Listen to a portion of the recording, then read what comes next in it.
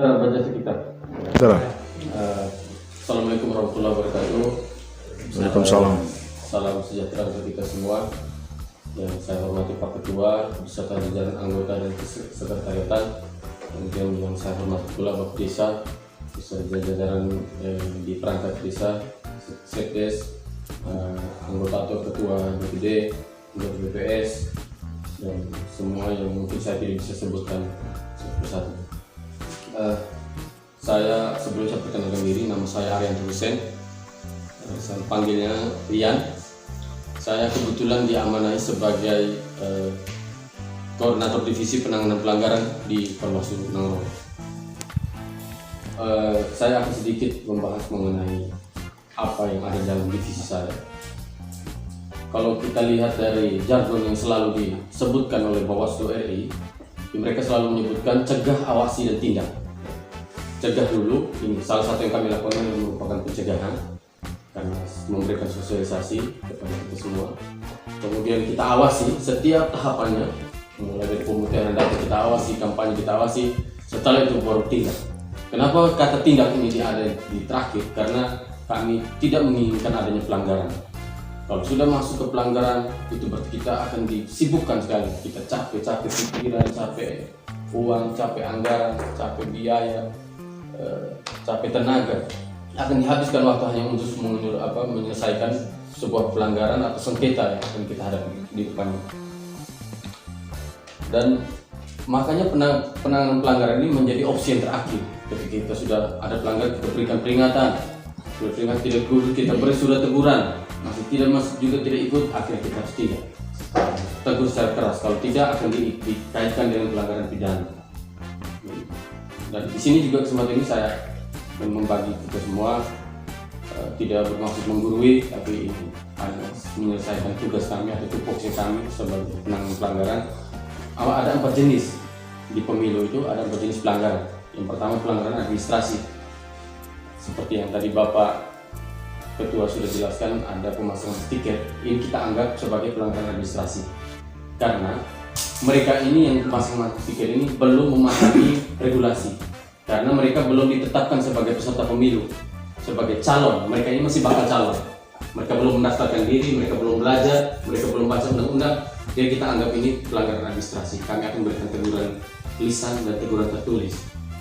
Apabila mereka sudah ditetapkan menjadi peserta pemilu, sudah ada SK KPU yang keluar bahwa mereka resmi dan nama atau gambar mereka akan ada di dalam surat suara, otomatis ini akan terkena sanksi pidana. Mereka melakukan kampanye di luar jadwal, mereka akan terkena sanksi pidana karena mereka sudah paham tentang regulasi, paham tentang undang-undang. Nah, itu 2 pelanggaran, pertama administrasi, yang kedua pidana. Kemudian jenis pelanggaran yang ketiga ini pelanggaran kode etik.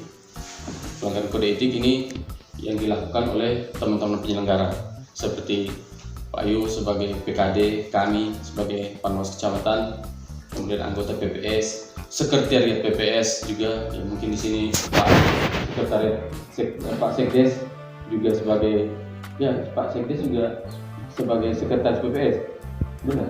Ya. Sekretaris. Benar. Masuk Pak Sekretariat PPS, dia juga terlibat dalam perangkat desa dan juga sebagai penyelenggara karena beliau sebagai PPS. Ini juga akan terkena sanksi pelanggaran kode etik apabila melakukan pelanggaran. Apabila tidak netral akan juga kena, termasuk kami juga bakal mendapatkan sanksi itu juga apabila kami tidak netral. Kemudian yang jenis pelanggaran yang keempat itu adalah pelanggaran hukum lainnya. Ini biasanya contohnya seperti ASN. ASN apabila dia melanggar, dia berpihak pada salah satu peserta partai atau caleg, maka dia terkena 2 regulasi. Yang pertama undang-undang pemilu, karena undang-undang pemilu itu melarang ada 11 profesi yang salah satunya adalah ASN itu. Kemudian dia juga terkena sanksi kode etik dari sebagai seorang aparatur sipil negara. Undang-undang lainnya dia juga kena seperti itu. Itu 4 jenis. Kemudian Bapak Desa dan teman-teman sekalian yang saya hormati, ketika kami melakukan proses penindakan pelanggaran ini, kami tidak pernah menindak karena kami tidak suka atau karena kami benci dengan orang, tidak. Kami murni menindak karena kelakuannya, bukan karena pribadinya, bukan karena orangnya, tapi karena perlakuannya yang melanggar hukum pidana. Di Undang-Undang Pemilu itu sudah jelas, ada berapa pasal itu, 500 pasal, dari pasal 488 ke bawah itu semuanya itu dijelaskan tentang pidana apa yang termasuk dalam pidana yang dilakukan oleh PPS, pidana yang termasuk dalam ASN, dalam perangkat desa yang termasuk pidana apa saja, semuanya sudah dijelaskan dalam situ. Apabila kita melanggar, kita akan masuk ke sana. Ya, tidak peduli kita bahkan itu mau kayak adik kita, tua eja kita, mau ini ame kita, kalau seandainya dia melakukan pelanggaran, otomatis kita akan menindak sesuai dengan regulasi. Tapi kami tetap mengutamakan dua asas. Dua asas itu, yang pertama itu asas praduga tak bersalah. Kami tidak akan menduga bahwa itu dia bersalah tidak sampai kami menemukan 3 hal. Yang pertama itu adalah ada laporan atau ada temuan langsung dari kami, atau ada laporan dari masyarakat ke kami bahwa dia melakukan pelanggaran. Yang kedua ada bukti. Yang ketiga ada saksi. Ketika 3 unsur ini sudah ada, yang sudah kami kantongi, otomatis kami akan melakukan proses penindakan. Yang kedua, asas yang kedua itu adalah asas kekeluargaan. Setelah kami mendapatkan semua itu, kami akan melakukan proses awal dengan secara kekeluargaan. Kita punya adat istiadat, kita punya bahasa adat, kita punya sopan santun.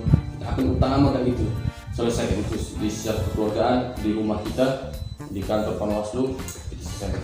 Apabila sudah tidak bisa ada jalan keluar, baru kita melakukan proses lebih lanjut yang akan kita libatkan adalah kepolisian dan kejaksaan. Mungkin itu saja sedikit edukasi. Sekali lagi saya tidak bermaksud menggurui mungkin saya lebih muda di sini dan ada yang lebih senior, tapi saya hanya menjalankan tupoksi saya sebagai seorang penanganan pelanggaran. Terima kasih.